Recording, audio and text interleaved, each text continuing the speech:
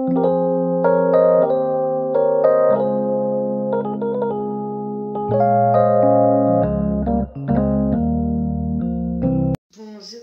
j'espère que vous allez bien en ce lundi 14 novembre.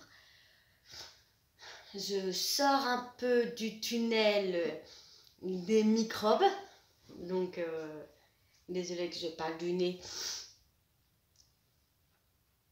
ou que je renifle. Je suis encore un petit peu malade. Donc j'espère que votre semaine et votre week-end et votre début du mois de novembre s'est très bien passé.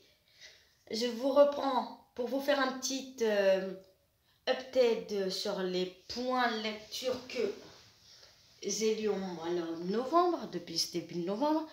Il y a 3 livres finis et je vous parlerai de ma lecture en cours. C'est parti. Par le premier livre que j'ai lu au mois de novembre de Franck Tillier, Vertige, qu'on m'a conseillé sur Instagram et pour une première lecture de Franck Tillier. Et j'ai vraiment adoré ma lecture. Donc on est sur Vertige. Vertige. Je vais vous lire un petit peu le résumé pour vous expliquer. Un homme se réveille au fond d'un gouffre. 2 inconnus et son fidèle chien comme seul compagnon d'infortune. Il est enchaîné au poignet, l'un des 2 hommes à la cheville et le troisième est libre.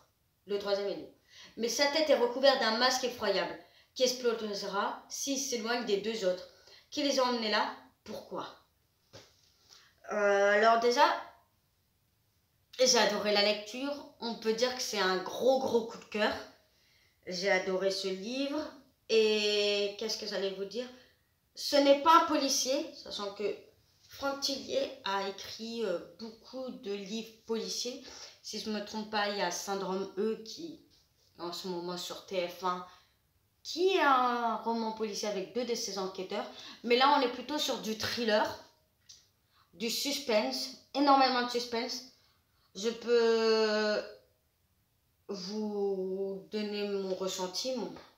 Ça fait quelques jours que je l'ai lu. Mais pour me donner mon ressenti, on rentre direct dedans. On n'attend pas, on tourne pas autour du pot. J'aime ça, qu'on rentre direct dans le vif du sujet. C'est un livre à huis clos où on retrouve le domaine et l'expertise des alpinistes. Il y a une quête de vérité. On se pose la question de qui est le voleur, qui est le menteur et qui est le tueur. Une quête de vérité où il faut avoir le sang-froid, tu as du suspense. La fin est incroyable. La fin est incroyable, on ne s'attendait pas à ça. Au début, on prévoit quelque chose, mais en fait, il y a eu le détournement qui...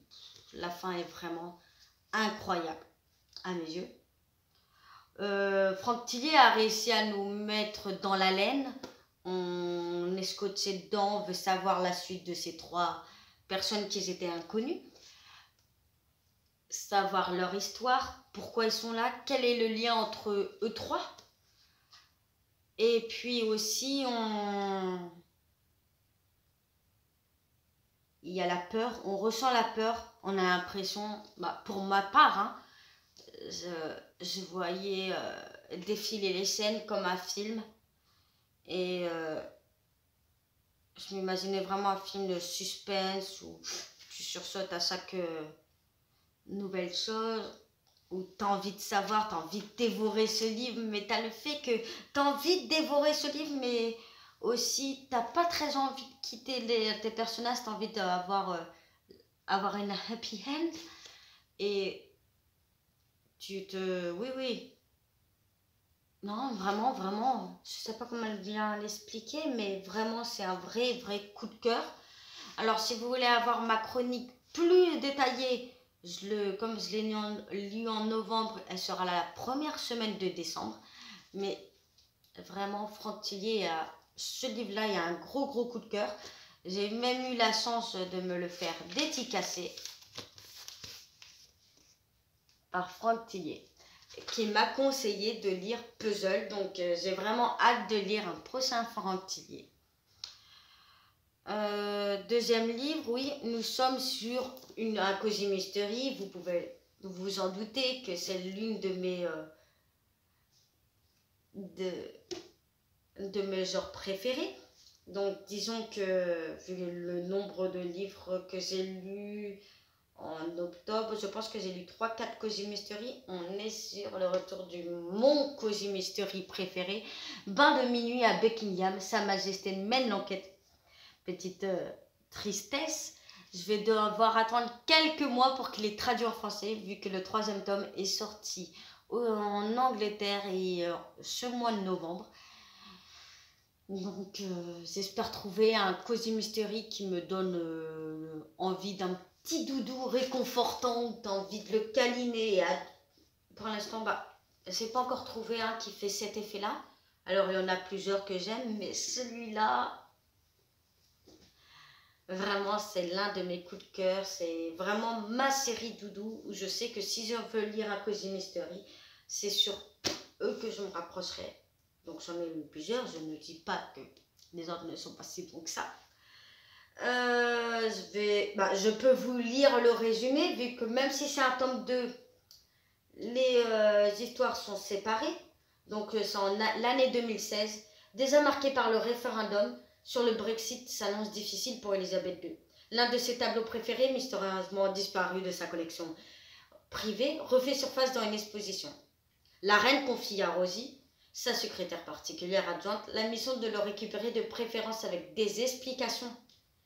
Pour couronner le tout, l'ambiance au palais de Buckingham est gangrénée par une vague de lettres anonymes. Lorsque l'une de ses femmes de chambre est retrouvée morte, exsangue au bord de la piscine, c'en est trop pour la souveraine. Alors on retrouve encore la reine et son assistante Rosie, un petit duo qu'on adore. Petit rappel avec ce petit chien. On a l'impression que la reine était plus abordable dans ce livre-là. Waouh, quel sang-froid. On a envie de les câliner. Oui, on a envie de les câliner. Et puis, se retrouver là dans un milieu qu'on connaît tous. Buckingham, la reine, on parle de la famille royale aussi. Il y a énormément Philippe qui est...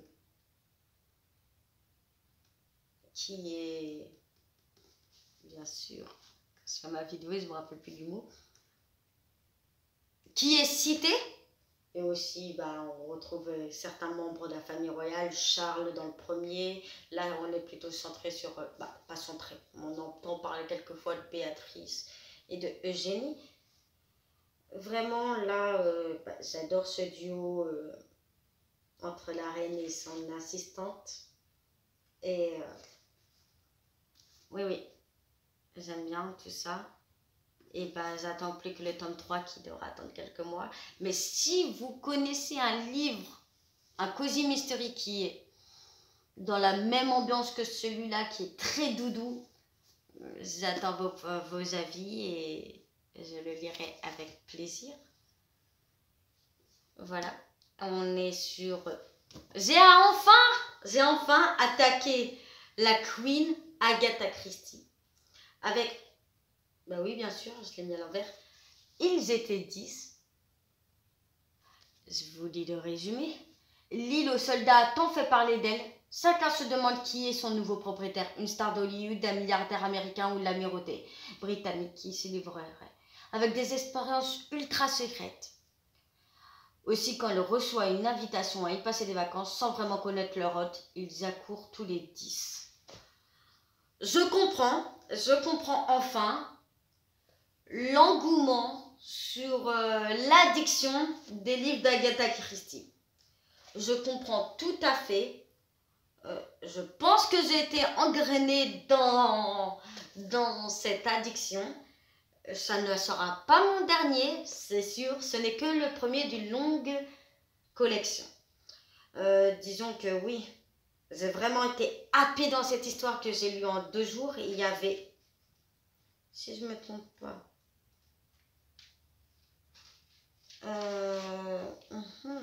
285 pages. Elle m'a vraiment tourné en bourrique. Et ça, j'aime. J'aime quand quand tu es persuadé, parce que c'est l'instinct, c'est besoin de savoir qui est le suspect sans avoir tout lu, j'ai une envie de savoir. Mais d'un côté, c'est une petite déception si j'ai eu vite raison. Mais là, elle nous a fait tourner en rond. Je pensais que c'était elle, mais en fait, non, c'est pas elle. Et à la fin, tout à la fin, grâce à une lettre, on apprend. Mais sinon, on n'aurait eu aucun indice. Et vraiment, je trouve que c'était une très bonne lecture. Et je continuerai avec Le Crime de l'Orient et Christmas Pudding pour le mois de décembre. Nous avons fini mon petit top 10 de lecture et on va entamer sur ma lecture qui va m'accompagner en ce début de semaine que je n'ai pas encore lu. Je vais juste vous faire un petit lecture du résumé. Mais avant ça, j'ouvre la porte de mon chat. Sinon, il va gratter, il va nous embêter. Nous passons sur un livre qui peut ressembler à un pavé, mais bon, 400 pages, ça se passe très bien. Je l'ai vu passer, mais pas énormément, mais qu'une seule fois sur Bookstagram. Miss Elisa. Sur le compte, si je ne me trompe pas, qui est, je ne sais plus si c'est Léa Boukadit ou Série Blossom, mais je l'ai vu qu'une fois et je me suis dit, bah, vraiment, j'ai envie. C'est un livre historique qui change de mes livres de la Seconde Guerre mondiale. C'est basé sur l'histoire vraie de la première auteure de cuisine moderne, Miss Elisa, et un roman envoûtant sur l'amitié féminine, la lutte pour l'indépendance des femmes, la maternité, la volonté de réussite. Qui a été écrit par Annabel Apps, qui s'est imposée comme la nouvelle auteure anglaise des romans biographiques à succès. Après Frieda, publié en France en 2020, La fille de Zoïs en 2021, sélectionné parmi les meilleurs titres de l'année de The Guardian en Angleterre et pour le Grand Prix des lecteurs Pocket. Et là, donc il marque là, une recette peut être aussi belle qu'un poème parce que Eliza Acton était poète de base. L'un des meilleurs romans historiques de l'année du New York Times. Édition Hervé Chopin. Je compte le lire et je vous fais très très vite un update dans la semaine. Et je vous dis à tout à l'heure pour plutôt demain, mais pour vous tout de suite.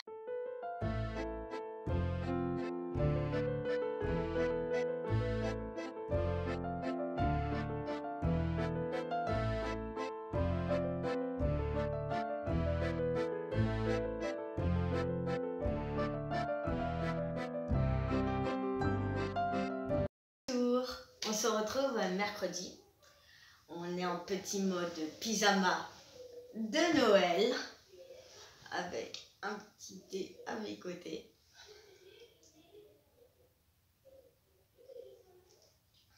Thé que j'avais eu du Mus Club qu'on m'avait offert sur la collection Agatha Christie botanique. Donc, je vais vous faire un petit top 10 lecture de Miss Elisa que j'ai lu jusqu'à 226 pages, sachant qu'il y en a 400. Je prends une petite gourmandise.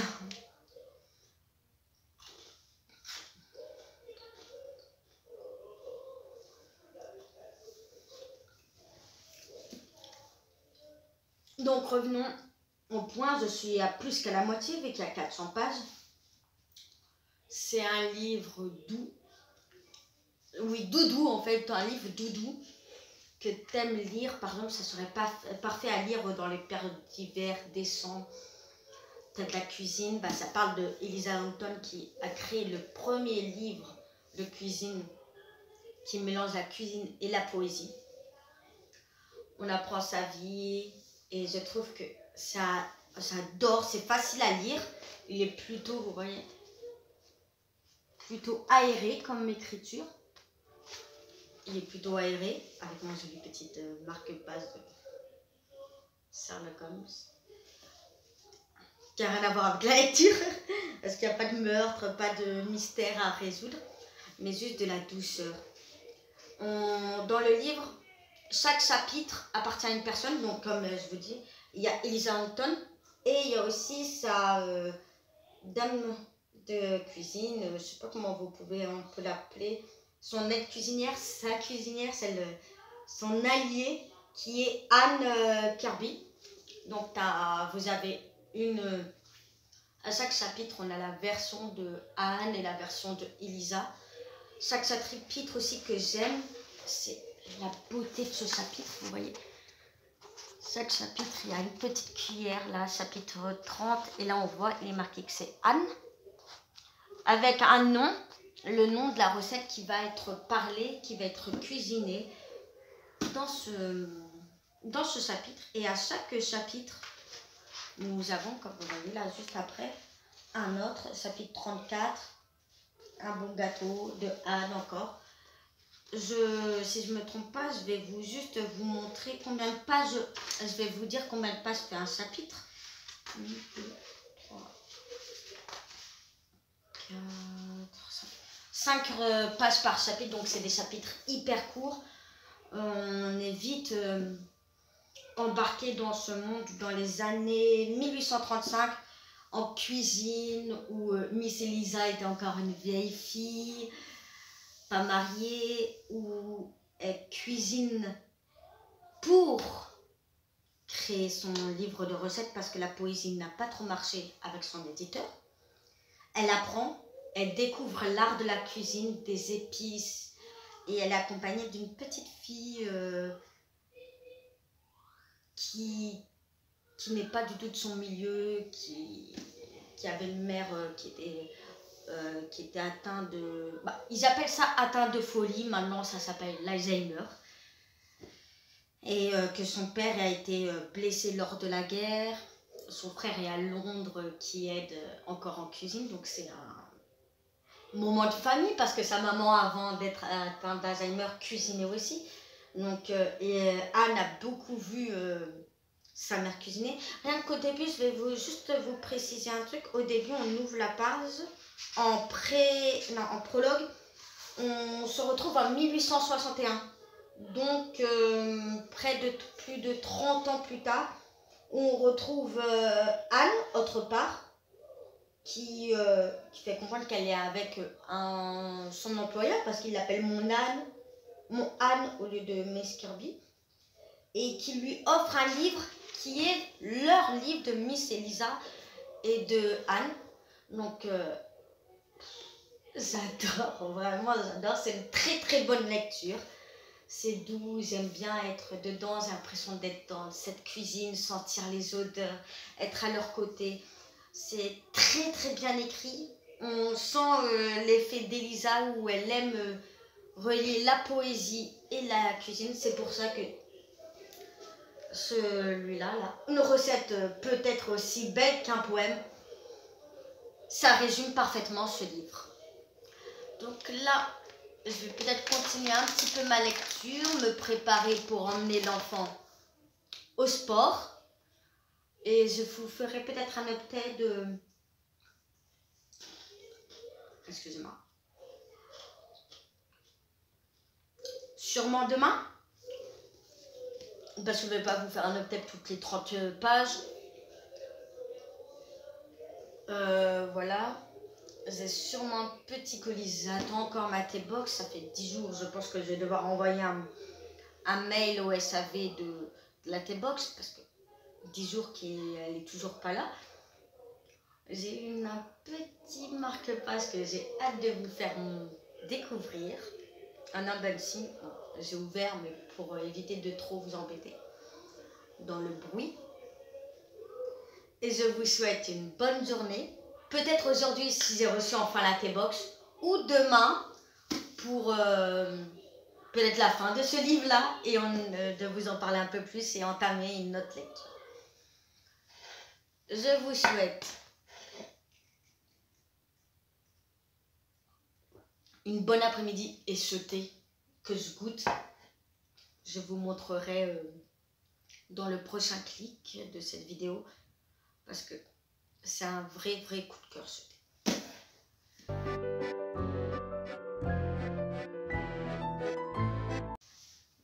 On est vendredi, je vais clôturer le vlog. Je m'en excuse, ça a été un petit vlog peu intéressant vu qu'on n'a pas trop bougé et j'ai pas eu les colis que je voulais vous unboxer.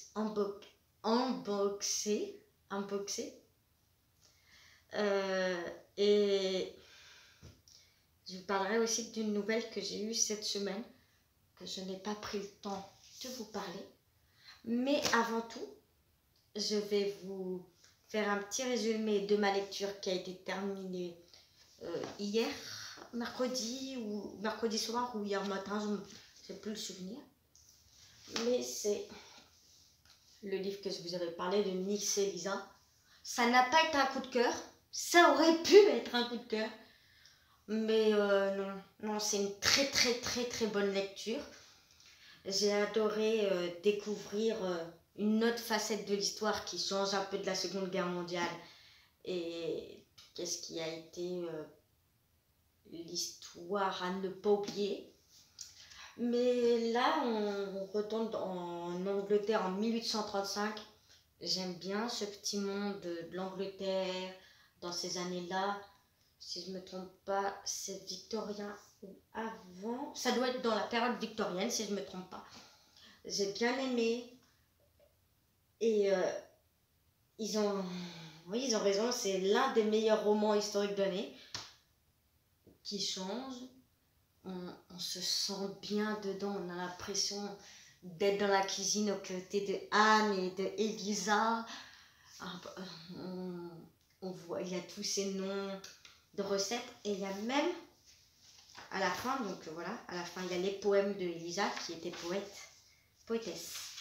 Et il y a aussi ces recettes et ces informations sur les personnages, les personnes qui ont existé. Je pense que je vais vouloir envie de cuisiner. Ça m'a donné envie de cuisiner, sachant que je viens de rater ma recette de cannelé. Donc voilà, j'ai adoré me plonger dans cette cuisine, sachant que c'est une de mes passions en plus de la littérature. C'est de mêler mes deux passions, la littérature et la cuisine dedans. Ça, je recommande, c'est doux, ça change de d'habitude entre quelques cosy mystery polar. Ça fait du bien. Il n'y a rien que de la douceur dedans. Tu n'es pas triste et tout, c'est tout doux. Ça te donne envie de manger.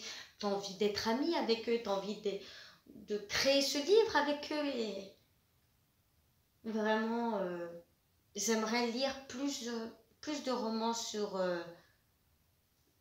cette période des cuisines, des cuisines de tous ces aristocrates, les chefs cuisiniers qui sont arrivés et de la bonne nourriture. Oui, je recommande comme livre doudou où tu as envie de voyager autrement, un voyage gourmand et que tu adores savoir en fait l'histoire qu'il y a autour d'un livre de cuisine, sachant que ce livre de cuisine, comme il l'expliquait, ça relie l'art de bien manger, l'art culinaire, la poésie et le livre. On peut rester sur ça. C'est une poésie culinaire. Alors là, je vais entamer un nouveau livre qui est Alias, qui a été sali, qui est Alias, où je vais vous expliquer. Non, vous l'avez vu le résumé au dernier vlog pendant mon book haul book off. Je vais le lire. Je pense que c'est un petit livre, c'est sûr. Il fait 125 pages. Je peux le lire en une soirée, donc je n'aurai pas le temps de vous prendre ce soir. Donc je vous dirai dans 2 semaines, comme je fais des vlogs tous les 2 semaines, où je vous parlerai de mon petit livre lu et sûrement d'autres lectures qui ont été lues. Je vous souhaite une bonne journée, une bonne semaine et une très très bonne lecture. N'oubliez pas de vous abonner si vous avez aimé, d'aimer et de partager. Et on se retrouve dans 2 semaines.